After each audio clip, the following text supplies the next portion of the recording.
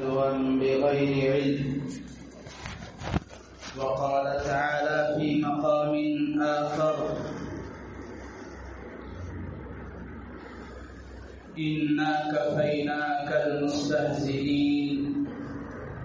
وقال تعالى في مقام آخر: قل إن كنتم تحبون الله فاتبعوني يحببكم الله ويغفر لكم ذنوبكم. وقال تعالى: وسيعلم الذين ظلموا أي منقلب ينقلبون. صدق الله العظيم. وقال النبي صلى الله عليه وسلم: لا يؤمن أحدكم حتى أكون أحب إليه من والده وولده والناس أجمعين. صدق الله العلي العظيم. وصدق رسوله النبي الكريم. ونحن على ذلك من الشاهدين والشاكرين.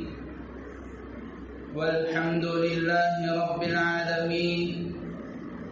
اللهم صل على سيدنا ومولانا محمد في أول كلامنا. اللهم صل على سيدنا ومولانا محمد في أوسط كلامنا. اللهم صل على سيدنا ومولانا محمد في آخر كلامنا. اللهم أيدنا بتأييدك. اللهم أيدنا بتأييدك. اللهم أيدنا بتأييدك يا رب العالمين.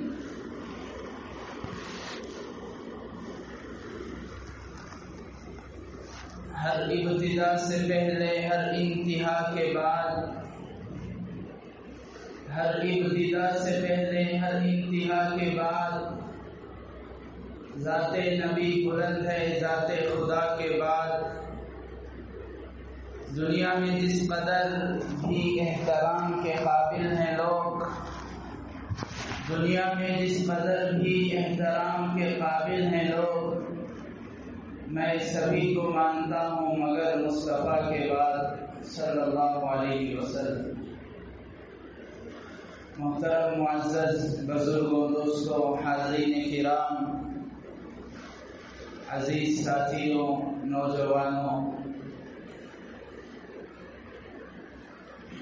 یہ بات دنیا میں مسلم ہے، سبھی کا اس پر اتفاق ہے، سب اس بات کو مانتے ہیں، کوئی اس سے انکار نہیں کرتا کہ انسان اپنی دنیاوی زندگی میں رہتے ہوئے، زندگی گزارتے ہوئے اپنے مال کی بھی حفاظت چاہتا ہے، اپنے بیوی بچے گھر والوں کی بھی حفاظت چاہتا ہے۔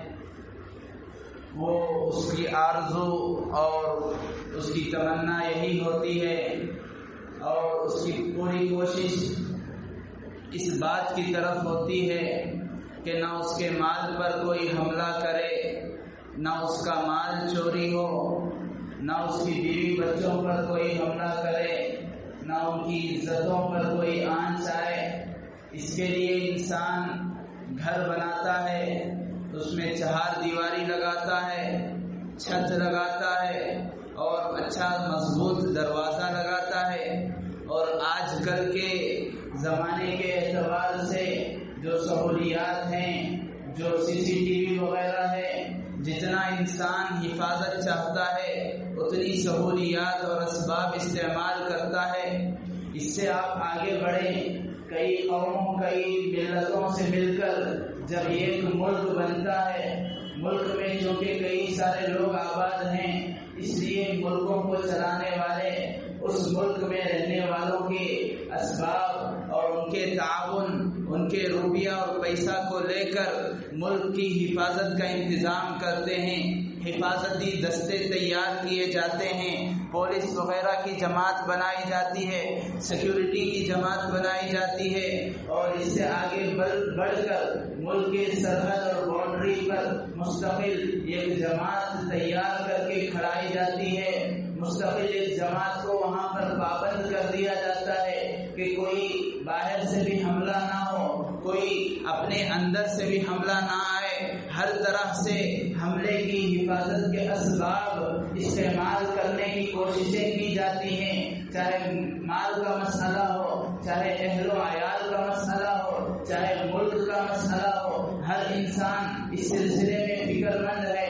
ہر انسان اس کی حفاظت چاہتا ہے، ہر انسان نہ اپنے مال پر حملہ برداشت کرنے کو تیار ہے، نہ اپنے اہل و عیال پر حملہ برداشت کرنے کو تیار ہے، نہ اپنے ملک پر حملہ برداشت کرنے کو تیار ہے۔ اس سے کیا معلوم ہوتا ہے؟ بس اس سے اس بات کی اطلاع ملتی ہے، اس بات کا ہمیں علم ہوتا ہے ہر انسان کو اپنا مال بھی محبوب ہے، ہر انسان کو اپنے اہل و عیال بھی محبوب ہیں، ہر انسان کو اپنا ملک بھی محبوب ہے۔ کسی بھی سلسلے میں، کسی بھی صورت میں نہ مال پر حملے کو برداشت کرنے کو تیار ہے، نہ اہل و عیال پر حملے کو برداشت کرنے کو تیار ہے، نہ اپنے ملک پر حملہ کو برداشت کرنے تیار ہے۔ کیوں؟ اس لیے کہ یہ تینوں اس کے دل سے زیادہ قریب ہیں، اس کے دل میں زیادہ محبت کے قابل ہیں، لیکن اس بات کو اچھی طرح ہمیں سمجھ لینا چاہیے کہ ایک مسلمان کے دل میں اس کے مال سے بڑھ کر، اس کی جائیداد سے بڑھ کر، اس کی زمین بینک بیلنس سے بڑھ کر، اس کے اہل و عیال سے بڑھ کر، اس کے والدین سے بڑھ کر، اس کے بیوی بچوں سے بڑھ کر، بلکہ آگے بڑھ کر اگر میں یہ کہوں ملک کی محبت سے بڑھ کر اگر اس کے دل میں کسی کی محبت ہے، وہ ہے ذات اقدس جناب محمد الرسول اللہ خاتم النبیین محمد عربی صلی اللہ علیہ وسلم کی ذات اقدس۔ آپ علیہ الصلوۃ والسلام کی ذات اقدس ایک مسلمان ہی نہیں بلکہ جمادات، نباتات، انسان، جنات، درندے، پرندے، چڑیاں، جتنی بھی مخلوقات اللہ تعالیٰ کی ہیں، عقل مند ذوی العقول، غیر عقل مند غیر ذوی العقول، living things, non living things, جن میں جان ہے، جن میں عقل ہے، جن میں نہ جان ہے، جن میں نہ عقل ہے، یہ ساری مخلوقات کے اندر محبت ہو سکتی ہے آپ کی ذات اقدس سے، تو مسلمان کے اندر تو ان سب سے بڑھ کر ہونی چاہیے۔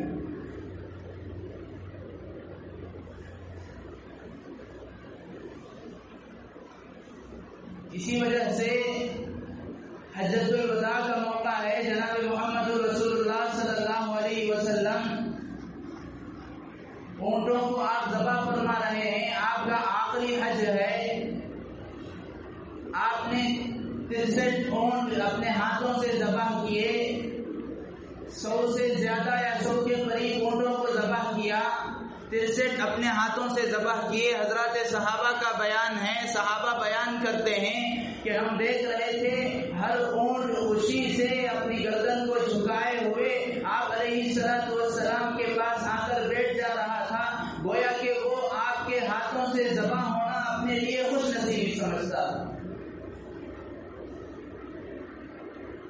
یہ ان کے محبت کی علامت تھی، یہ ان کی محبت جناب محمد رسول اللہ صلی اللہ علیہ وسلم سے جو تھی اس کا وہ اظہار کر رہے تھے۔ جو تعلق، جو انس، جو رابطہ جناب محمد الرسول اللہ صلی اللہ علیہ وسلم سے ان کا تھا، وہ اظہار کے مکلف نہیں تھے، نہ وہ اس بات کے مکلف تھے کہ وہ ظاہر کریں۔ اس کے باوجود بھی انہوں نے عادت سے ہٹ کر، معمول سے ہٹ کر، اپنی روش سے ہٹ کر قیامت تک آنے والے انسانوں کو سبق دے دیا کہ ہم تو جانور ہیں، بول نہیں سکتے، ہم تو جانور ہیں، کچھ کہہ نہیں سکتے، ہم تو جانور ہیں، غیر ذوی العقول ہیں، سمجھ نہیں سکتے۔ جب ہمارے اندر آپ علیہ السلام سے محبت ہو سکتی ہے تو تم تو انسان ہو، تمہارے اندر کتنی ہونی چاہیے۔ بزرگان محترم، محبت رسول اور آپ علیہ الصلوۃ والسلام سے محبت کا ہونا، محبت کا اظہار کرنا ایک ایسی چیز ہے جس پر ہماری بنیاد قائم ہے، جس پر ہماری عمارت کھڑی ہے ایمان کی۔ اس کے بغیر کوئی مومن مومن نہیں، کوئی مسلمان مسلمان نہیں، کوئی محمدی محمدی نہیں ہے۔ اگر کوئی لاکھ نہیں کروڑ مرتبہ بھی لا الہ الا اللہ لا الہ الا اللہ کا ورد کرے، تسبیح لے کر جپتا رہے، منکوں کو ڈھکیلتا رہے، اور لاکھ کروڑ سے زائد مرتبہ بھی اس نے کلمے کو پڑھ لیا، صرف لا الہ الا اللہ پڑھا، محمد رسول اللہ نہیں پڑھا، وہ مومن نہیں ہو سکتا۔ اس کے اندر ایمان ابھی نہیں آیا ہے مکمل۔ اگر مومن وہ بنے گا، ایمان مکمل ہوگا، لا الہ الا اللہ کے ساتھ محمد رسول اللہ کی تکمیل کرنی ہوگی۔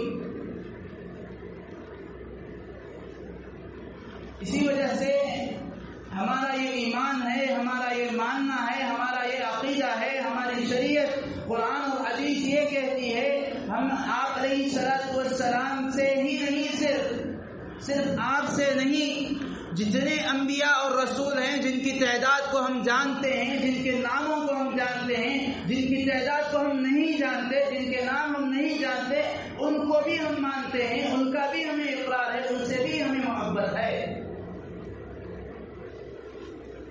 اسی وجہ سے ایمانیات جو ہیں جن پر ایمان لانا ضروری ہے، آمنت باللہ وملائکتہ وکتبہ ورسلہ۔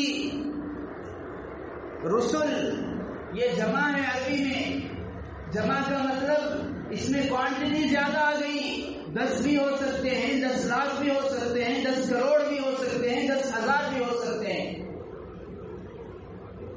میں ایمان لایا اللہ پر، اس کے فرشتوں پر، اس کے کتابوں پر اور اس کے سارے رسولوں پر۔ اسی وجہ سے آپ نے کبھی نہیں دیکھا ہوگا، نہ کبھی سنا ہوگا، نہ کبھی آپ کے علم میں یہ بات آئی ہوگی کہ ایک مسلمان العیاذ باللہ نعوذ باللہ حضرت موسیٰ یا حضرت عیسیٰ علیہ السلام کی شان میں گستاخی کیا ہو، کبھی آپ نے نہیں سنا ہوگا۔ اگر سنا ہوگا تو مسلمان نہیں ہے، منافق ہوگا، مسلمانوں کا لبادہ اوڑا ہوا ہوگا، اسلام کا نام اپنے نام کے ساتھ جوڑ دیا ہوگا۔ کوئی مسلمان کبھی اپنے نبی کی نہیں، دوسرے قوموں کی نبی کی بھی توہین اور تحقیر کو برداشت نہیں کرتا۔ اور اتنا ہی نہیں، ہمارے حضرات علماء اور اکابر بلکہ قرآن میں خود موجود ہے، وَلَا تَسُبُّوا الَّذِينَ يَدْعُونَ مِن دُونِ اللَّهِ فَيَسُبُّوا اللَّهَ عَدْوًا بِغَيْرِ عِلْمٍ۔ تم ان لوگوں کو جو لوگ اللہ کو چھوڑ کر دوسرے اپنے معبود بنا لیے ہیں، کوئی پتھر، کوئی کچھ، جتنے معبود ہیں دوسروں کے، وہ ان کی عبادت کر رہے ہیں، تو ان کو برا بھلا مت کہو، ولا تسبوا، گالی مت دو، ان کی توہین مت کرو، ان کی تحقیر مت کرو۔ کیوں؟ تم ان کی تحقیر کرو گے تو وہ ضد میں، ہٹ دھرمی میں، انجانے میں اللہ کی توہین کریں گے، فیسب اللہ، اللہ کو برا بھلا کہیں گے۔ پھر کیا تم اس کو برداشت کرنے کے لیے تیار ہو؟ کیا تمہارا ایمان، کیا تمہاری ایمانی غرت ہاں کوئی برداشت کر لے گا؟ جو چاپلوس ہے، بزدل ہے، بخیل ہے، ایمان اس کے اندر برائے نام رہ گیا ہے، وہ تو برداشت کر سکتا ہے۔ فیسب اللہ، وہ برا بھلا کہیں گے مجھے، اور تمہاری ایمانی غیرت تمہیں اس بات کی اجازت نہیں دے گی کہ تم اس کو سنتے رہ جاؤ، تم اس کو برداشت کر لو۔ اسی لیے علماء فرماتے ہیں ہم تو اپنے نبی نہیں، دوسرے نبی، دیگر انبیاء جن کی تعداد ہم جانتے ہیں، جن کے نام ہم جانتے ہیں، حضرت موسیٰ، عیسیٰ، حضرت داؤد، یہودیوں کے نبی جسے وہ اپنا نبی سمجھتے ہیں، عیسائیوں کے نبی جسے وہ اپنا نبی سمجھتے ہیں، یہی نہیں جتنے قوموں کے نبی گزرے ان پر تو ہمارا ایمان ہے۔ اس کے ساتھ ساتھ ہم تو یہ بھی مانتے ہیں، علماء نے یہاں تک لکھا ہے، آیات اور احادیث کی روشنی میں جسے آج کی یہ متعصب قوم جو آج اسلام دشمنی میں سب سے آگے بڑھی ہوئی ہے، یہودیوں کی سازش، یہودیوں کے لیے کٹ پتلی بنی ہوئی ہے، ان کے اشاروں پر ناچنے کے لیے تیار ہے، ان کے اشاروں پر اپنی جان نچھاور کرنا اپنی خوش نصیبی سمجھتی ہے۔ ان کے نبی جسے یہ اپنا معبود، اپنا ایک مقدس ذات مانتے ہیں، رام یا کرشن ہو، ان کے متعلق بھی علماء نے لکھا ہے کہ چونکہ قرآن اور حدیث میں نہ ہی فقہ کی کتابوں میں ہمیں یہ بات ملتی ہے کہ یہ نبی تھے یا نہیں، یہ تو ان میں بعض لوگ ایسے ہیں جو ان کو خدا کا درجہ دیتے ہیں، بعض لوگ ایسے خدا کا تو درجہ نہیں دیتے، پیغمبر مانتے ہیں۔ ہم یہ کہتے ہیں قرآن اور حدیث میں تو ان کا تذکرہ نہیں ہے کہ نبی تھے یا نہیں تھے، لیکن چونکہ ہمارے لیے ہمارے قرآن میں، ہماری شریعت میں، ہماری معلومات میں ایسے بہت سارے انبیاء ہیں جن کے نام ہم نہیں جانتے، روایتوں میں تعداد الگ الگ آئی ہے، 1.25 لاکھ ہے، بعد میں کم، بعد میں زیادہ، خود قرآن کریم میں تقریباً 25 یا 24 انبیاء کا تذکرہ ہے۔ ہمیں خود ان انبیاء کے سارے 1 لاکھ سے زائد انبیاء کے ناموں کا علم نہیں ہے، اس لیے ہم نے اجمالی طور پر ایمان ہم رکھتے ہیں، عقیدہ ہے سارے رسول جتنے بھی اللہ کے ہیں، فقہاء نے لکھا ہو سکتا ہے، یقینی نہیں، اچھی طرح سمجھ میں ہو سکتا ہے، ممکن ہے، اس بات کا امکان ہے کہ رام اور ان کے کرشن نبی تھے، ہو سکتا ہے، اس لیے انہیں بھی برا بھلا مت کہو، اس لیے ان کے سلسلے میں بھی کفر لسان رہو، اپنی زبان کو روکے رہو، یہاں تک ہمیں تعلیم دی گئی ہے۔ دوسری قوموں کے نظریے کے مطابق ان کے معبودان کو برا بھلا کہنے سے روکا گیا ہے، ان کی بھی تعظیم اپنی جگہ پر ہے، تو اپنے نبی کی تعظیم کیا نہیں ہوگی؟ کیا رسول اللہ کی محبت ہمارے دلوں میں نہیں ہوگی؟ کیا رسول اللہ کی اطاعت ہم پر ضروری نہیں ہوگی؟ کیا رسول اللہ کی سنتیں اور ان کے طریقے ہماری زندگی میں آنا واجب اور لازمی نہیں ہوگا؟ بزرگان محترم، یہی ہمارے ایمان کی بنیاد ہے، یہی ہمارے لیے آخرت میں راستہ ہے جنت میں جانے کا، یہی ہمارے نجات کی آخری امید اور کڑی بھی ہے۔ اس کے بغیر آپ علیہ الصلوۃ والسلام کی ذات کے بغیر کوئی نجات کی امید بھی نہیں رکھ سکتا، نہ کسی کی نجات قطعی اور یقینی ہے۔ واقعات تاریخ میں، قرآن اور حدیث میں اتنے بھرے پڑے ہیں، وقت کی گنجائش نہیں ہے، انسان تو دور، جمادات، نباتات، درخت، پیڑ پودے، کھجور کی ٹہنیاں، پہاڑ، ان سب کو آپ سے ایسی محبت تھی، تاریخ لکھنے والوں کو مجبوراً ان واقعات کو لکھنا پڑا، محبت رسول کے حصے میں، عنوان میں۔ اگر ان کا تذکرہ چھوڑ بھی دیا جائے، ہمارے اکابر، ہمارے اسلاف، حضرات صحابہ کرام رضی اللہ عنہم اجمعین کو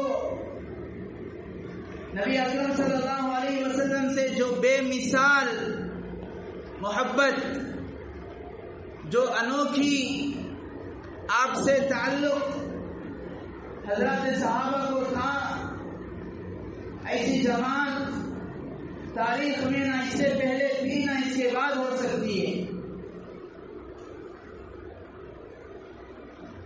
غزوہ بدر کا موقع ہے، نبی اکرم صلی اللہ علیہ وسلم نے ایک صحابی کو بھیجا، دیکھو جاؤ کون کون زخمی ہیں، کون کون زخم کھا کر گرے پڑے ہیں، ان کے متعلق کچھ خبر گیری کرو۔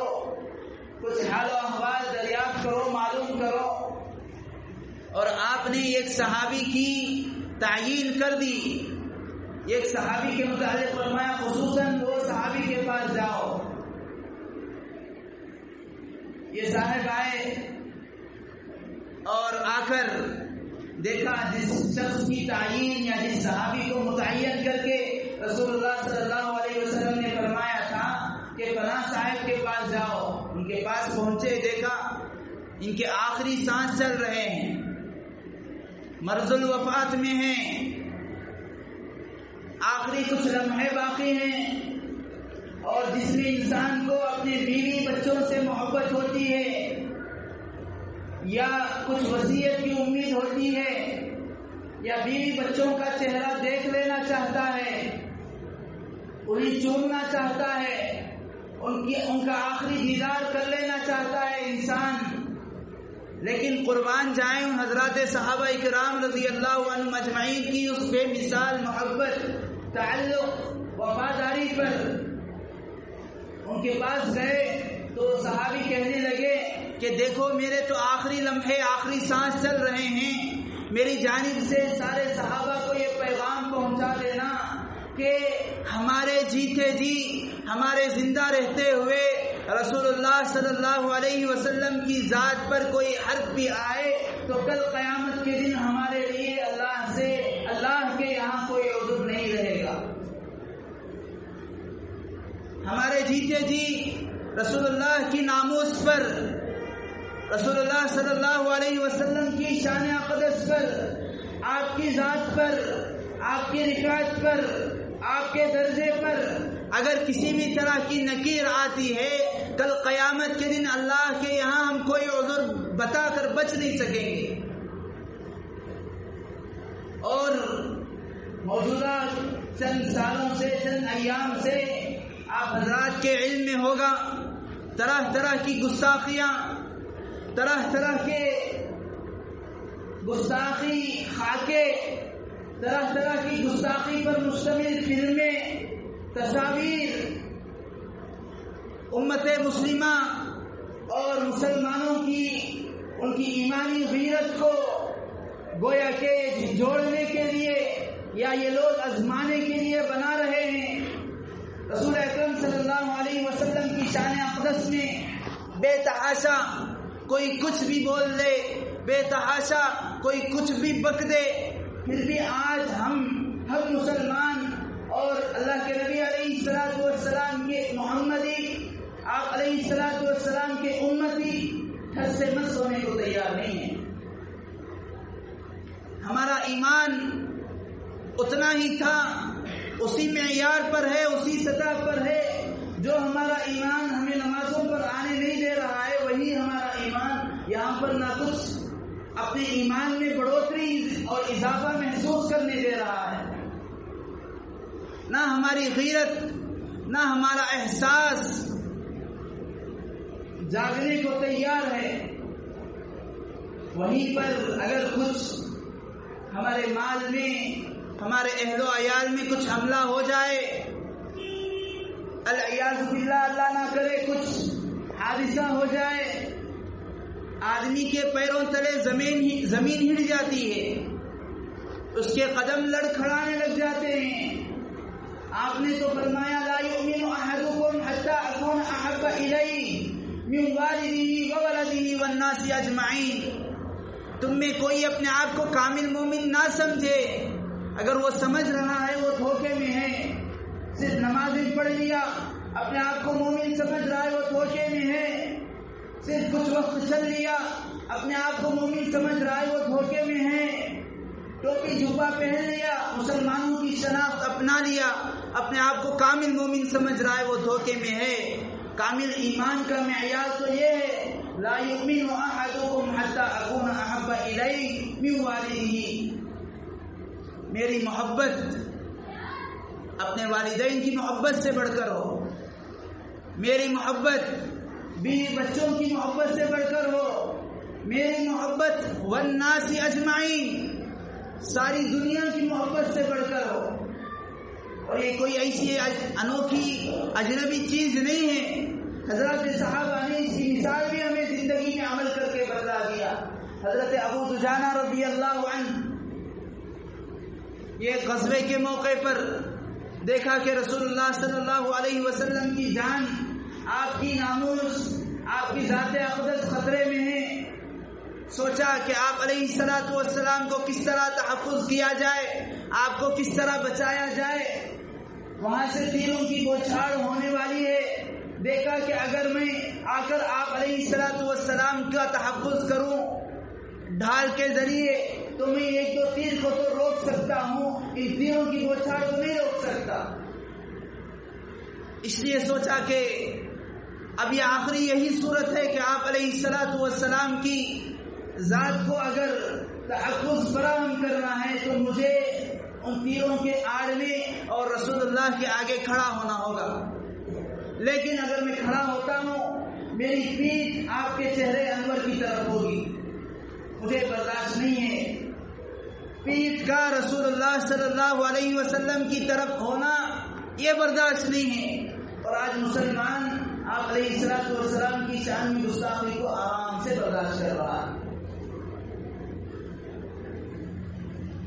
آپ علیہ السلام کی سنتوں کو آرام اور اطمینان سے پامال کر رہا ہے. اتنا ہی نہیں، اس کا مذاق بھی اڑاتا ہے. اسے احساس تک نہیں ہے میں کیا بول رہا ہوں، میرے بولنے کی وجہ سے کیا میرا ایمان خطرے میں تو نہیں پڑ رہا ہے، میرے کچھ بکنے کی وجہ سے میرے ایمان کی دھجیاں تو نہیں اڑ رہی ہیں. احساس تک نہیں ہے. گویا کہ اس کا ایمان مر چکا ہے، اس کا ایمان خطرے میں ہے، یا اس کی ایمانی سطح بالکل نیچے. بزرگان محترم حضرت ابو دجانہ کہتے ہیں میں نے اس بات کو برداشت نہیں کیا کہ میری پیٹھ بھی آپ کے چہرے انور کی طرف ہو. اس لیے میں نے آپ علیہ الصلوۃ والسلام کے چہرے انور کی طرف اپنے چہرے کو کر لیا، اور میں نے جتنی بھی تیر آئی سارے کے سارے اپنے پیٹھ پر کھائے. بزدلی کی وجہ سے نہیں کہ میں پیٹھ دکھا کر بھاگ رہا تھا تو میری پیٹھ پر نعوذ باللہ تیر پڑے ہیں، اس وجہ سے کہ صرف بے ادبی نہ ہو آپ کی شان میں، کہیں پیٹھ آپ کو نہ دکھ جائے، کہیں اس سے آپ کی شان میں میری جانب سے بے ادبی تو نہیں ہو رہی ہے. آج یہ جو یہودی، ہندو، جتنے بھی غیر اسلام پر، قرآن و سنت پر، رسول اللہ کی ذات پر جو کچھ بھی بک رہے ہیں اس کے قصوروار وہ تو ہیں ہی.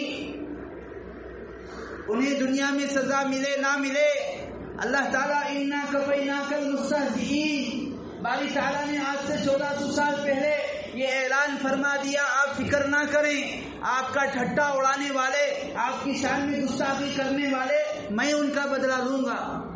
یہ بزدل مسلمان سوتے رہیں آپ پرواہ نہ کریں، یہ بے غیرت قوم سوتی رہے آپ پرواہ نہ کریں. انا کفیناک المستہزئین، میں ہوں بس آپ کے لیے، میں کافی ہوں. بزرگان محترم اس کے قصوروار جہاں وہ ہیں ان سے کم ہم بھی نہیں ہیں. ہمارا بھی قصور ہے، بلکہ پہلے ہمارا قصور ہے. نہ ہماری زندگیوں میں وہ سنتیں آئیں، نہ ہم نے ان کے سامنے صحیح معنوں میں سیرت رسول کو پیش کیا، نہ ہماری زندگیوں سے ہم نے دعوت دی، نہ اپنی زبان سے ان کو رسول اللہ کی سیرت بتائی. ہم خود سوچیں، ہمارے اعمال سے، ہمارے گفتار سے، ہمارے بول چال سے بجائے اسلام کے قریب ہونے کے لوگ اسلام سے دور بھاگتے ہیں یا نہیں؟ آج کوئی بھی غیر کہیں پر اپنا گھر لینا چاہتا ہے پہلے یہ دیکھتا ہے وہاں پر مسلمان ہیں یا نہیں.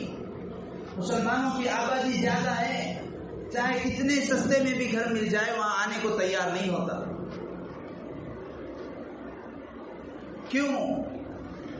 جو رسول اللہ صلی اللہ علیہ وسلم کی سنتیں، جو تعلیمات آپ علیہ الصلوۃ والسلام نے جو ہمیں سکھایا، حضرات صحابہ نے جو ہم تک پہنچایا، بالکل اس کا برعکس کاپی ہم نکالتے ہیں، ہم بتاتے ہیں. زیادہ سے زیادہ اگر ہمارے اندر ہماری قوم میں جوش ولولہ آ گیا، کچھ ایسے کام کر بیٹھتے ہیں جس کی وجہ سے ساری قوم کو نقصان بھگتنا پڑتا ہے۔ یہ جوش، یہ ولولہ، یہ وقتی کافی نہیں ہے، یہ جوش اور ولولہ دائمی چاہیے، پرماننٹ، ٹیمپروری نہیں چاہیے۔ 2 منٹ ولولہ آ گیا، مصیبت 2 سال 2 مہینے جھیلنی پڑی۔ کام تو کیا صرف 1-2 علاقے والے، ساری قوم، آس پاس کے لوگوں کو تکلیف۔ یہ جوش اور یہ ولولہ، یہ محبت آپ علیہ الصلوۃ والسلام سے اگر ہمیں صحیح معنوں میں ہے، صحیح معنوں میں ہم محمدی ہیں، تو ہمارے گھرانوں میں، ہماری زندگی میں، ہمارے دن و رات میں، ہمارے خریداری میں، ہماری تجارتوں میں، ہمارے بول چال میں، ہمارے لباس میں، ہمارے چہرے میں، ہماری زندگی کے ہر رگ و ریشے میں آپ کی سنتیں ہونی چاہیے۔ باقی محبت تو، ولولہ تو، عشق تو آپ سے ہونا ہی چاہیے، لیکن اس کا اظہار بھی تو صحیح ہو۔ ہم دشمنان اسلام سے بدلہ لے یا نہ لیں، انتقام لے یا نہ لیں، اللہ تعالیٰ جانتا ہے ہم اس کے مکلف ہیں یا نہیں۔ ہم جس ملک میں رہتے ہیں وہ ہمارے لیے مناسب ہے یا نہیں، جس ملک میں رہتے ہیں اس کا قانون ہمیں اس کی اجازت دیتا ہے یا نہیں، اللہ تعالیٰ بہتر جانتے ہیں۔ اور ایسی بات نہیں ہے کہ ہم کچھ نہ کریں تو کچھ نہیں ہوگا۔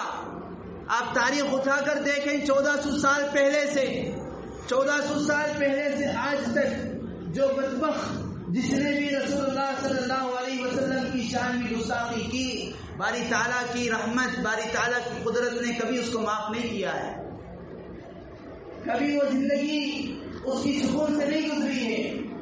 نمونے کے طور پر 2 واقعات میں آپ کے سامنے ذکر کیے دیتا ہوں، باقی آپ خود تحقیق کریں، آپ سیرت پڑھیں، گھروں میں اس کا رواج شروع کریں، بچوں کو سیرت کی تعلیم دیں، نبی کے اخلاق سکھائیں، نبی کی تعلیمات سکھائیں، نبی کی زندگی ہماری زندگی کو لائیں، نبی کی زندگی، نبی کا بچپنا ہمارے بچوں میں لائیں، نبی کی شرم و حیا ہماری عورتوں میں لائیں، نبی کی سچائی ہم اپنے اندر لائیں، تب جا کر جو ہمارے اعمال سے، جو ہمارے عمل سے دعوت پہنچے گی، ان لوگوں کی بوٹی ہمیں بند کرنے کے لیے کچھ کرنے کی ضرورت نہیں پڑے گی۔ ابو لہب آپ کے چچاؤں میں سے، اللہ کے نبی علیہ السلام کو جب پہلی مرتبہ حکم ملا آپ پیغام پہنچا دیجئے، فاصدع بما تؤمر، تبلیغ کیجئے، کھلم کھلا تبلیغ کیجئے، لیڈر ہو کر تبلیغ کیجئے، کوئی کچھ کہے ملامت کرے اس کی فکر اور پرواہ مت کیجئے، لا تخافوا لومۃ لائم۔ آپ علیہ السلام صفا کی پہاڑی پر چڑھ گئے اور سارے لوگوں کو اکٹھا کیا، جمع کیا، دعوت دی، تبلیغ دی، توحید کی طرف بلایا، ایک اللہ کی طرف بلایا، 360 بتوں کی پوجا چھوڑنے کو کہا۔ سب سے پہلے جس شخص نے مذاق اڑایا، آپ کی شان میں گستاخی کی، ابو لہب تھا۔ اس نے کہا تبا لک یا محمد الہذا جمعتنا، بد دعا دی، مزاحیہ انداز میں کہا اے محمد العیاذ باللہ آپ کے ہاتھ ہلاک ہو جائیں، العیاذ باللہ آپ برباد ہو جائیں، آپ کو کچھ کام نہیں ہے تو آپ کیا یہ سمجھتے ہیں ہم بھی بیکار ہیں۔ فوراً اللہ تعالیٰ کی جانب سے اللہ تعالیٰ نے ایک تو پہلی اس پر پکڑ کی، وہی نازل کی، تبت یدا ابی لہب وتب، تو محمد کی شان میں گستاخی کرتا ہے، محمد کو برا بھلا کہتا ہے۔ اب دیکھ قیامت تک، جب تک روئے زمین پر مسلمان زندہ ہے، جب تک روئے زمین پر اسلام ہے، جب تک قیامت نہیں آئے گی، سارے لوگ سورہ پڑھتے رہیں گے، تجھ پر بددعا کرتے رہیں گے۔ ہم نماز میں پڑھتے ہیں تبت یدا ابی لہب وتب، کیا مطلب ہے؟ ہم بددعا کرتے ہیں ابو لہب کے ہاتھ ہلاک ہو جائیں، ہاتھ کا مطلب وہ ہلاک ہو جائے۔ مفسرین نے، مؤرخین نے لکھا ہے جنگ بدر ہوئی، جنگ بدر کے بالکل 8 دن بعد طاعون ایک بیماری شروع ہوئی، پھنسیاں اور پھوڑے والی بیماری، اور اس زمانے میں جو کفار اور مشرکین تھے ان کے اندر بھی چھوٹ چھاٹ کی بیماری تھی۔ نظریہ تھا جیسے آج کافروں میں ہندوؤں میں ہے کہ بیمار کے پاس جانے سے یا کوئی بھی بڑی بیماری والے کے پاس جانے سے اس کی بیماری منتقل ہو سکتی ہے۔ بہت بیمار ہوا یہاں تک کہ اسی تعاون میں مر گیا۔ کوئی اس کی لاش کو چھونے یا اٹھا کر دفن کرنے تیار نہیں ہے۔ بالآخر چند لوگ مل کر لکڑیوں کے سہارے ایک قبر کھود کر گڑھا کھود کر لکڑیوں کے سہارے اس کو اس گڑھے میں ڈھکیل دیا، جبکہ مکے کے سرداروں میں سے ہے، خاندان کا بڑا ہے، روب و دبدبہ والا ہے۔ اتنا ہی نہیں، اسی کا بیٹا عتبہ، اس کا ایک نام لہب بھی تھا، اس کی عادت بڑی ہوئی تھی، رسول اکرم صلی اللہ علیہ وسلم کا ہمیشہ ٹھٹا مذاق اڑایا کرتا تھا۔ ایک مرتبہ کہیں پر وہ تجارت کے لیے باہر گیا، بزنس کے لیے، تو اپنے ساتھیوں سے کہنے لگا کہ چلو ہم سفر میں جا رہے ہیں، نعوذ باللہ جاتے جاتے کچھ اچھا کام کرتے جائیں، الیاذ باللہ کہ نبی کو برا بھلا یا آپ کی شان میں گستاخی کرتے چلے۔ آپ علیہ السلام کے در کے پاس آیا، آپ کے دربار میں آ کر آپ کا مذاق اڑایا۔ اللہ تعالیٰ کے نبی رحمت للعالمین صلی اللہ علیہ وسلم کے زبان مبارک سے یہ الفاظ نکل گئے، اللہم سلطہ کلبا من کلابک، باری تعالیٰ تو اس پر اپنے کتوں میں سے کتے کو اس پر حاوی کر دے، مسلط کر دے۔ تاریخ میں اس کی بھی عبرتناک موت کا قصہ لکھا ہے۔ سفر سے جا کر آ گیا اور ابھی اس کا باپ ابو لہب زندہ تھا، آ کر سارا قصہ سنایا، میں نے محمد کو اس طرح کچھ کہا تو انہوں نے مجھے بد دعا دی۔ ابو لہب نے کہا کہ تو نے کیوں محمد کو برا بھلا کہا؟ محمد کی بد دعا کبھی رد نہیں ہوتی۔ اس نے حفاظتی انتظام کے لیے اپنے بیٹے عتبہ کو ملک شام بھیج دیا کہ وہاں چلا جا، اور چند لوگوں کو بطور حفاظت اور باڈی گارڈ کے انہیں یہ کہا کہ دیکھو میں تم لوگوں کا سردار ہوں، میرا حق تم پر ہے، میں نے کئی سارے تم پر حق کیے ہیں، کئی سارے احسان کیے ہیں، میں آج تم سے ایک چیز کا سوال کرتا ہوں، میرے بچے کو اس طرح محمد نے بد دعا دی ہے، مجھے یقین ہے کہ اسے کوئی نہیں بچا سکتا، پھر بھی تم جہاں تک ہو سکے اس کی حفاظت کرنا۔ تاریخ میں لکھا ہے ملک شام کی سرزمین پر ایک جگہ جا کر انہوں نے پڑاؤ ڈالا، خیمہ لگایا، ٹینٹ وینٹ لگایا، اور جو عتبہ کے ساتھ اس کے باپ نے ابو لہب نے چند لوگوں کو بھیجا تھا، انہوں نے سامان وامان سب جوڑ کر ایک بلند جگہ بنا دی، ٹیلے کے مانی، ایک چھوٹے پہاڑ کے مانی۔ رات کا وقت تھا، ابو لہب کا بیٹا عتبہ اس پر سو گیا، اور یہ لوگ حفاظتی پہرا دیتے دیتے ان لوگوں کو بھی آنکھ لگ گئی۔ اللہ تعالیٰ کی جانب سے اللہ تعالیٰ نے شیر کو مسلط کیا، شیر آیا اور مورخین نے لکھا ہے وہ اس طرح اس کے سارے حفاظتی پہرے داروں کو سونگھتا ہوا آگے بڑھ گیا، ایسا لگ رہا تھا گویا کہ اس کو کسی چیز کی تلاش تھی، جبکہ شیر انسان کو دیکھتے ہی سب سے پہلے جھٹ سے حملہ کرنے والا جانور، خون کو جلدی سے محسوس کرنے والا، سب کو سونگتے ہوئے آگے بڑھا، کچھ نہیں ملا، پیچھے واپس آ گیا، بالکل پیچھے گیا، پیچھے جا کر بھاگتے ہوئے آ کر اس اونچے چٹان پر حملہ کیا۔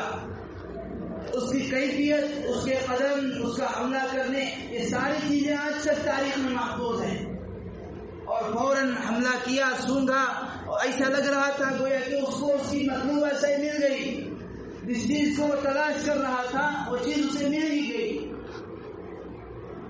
پھر اس کو ختم کر دیا، چیٹھڑے اس کے اڑا دیے۔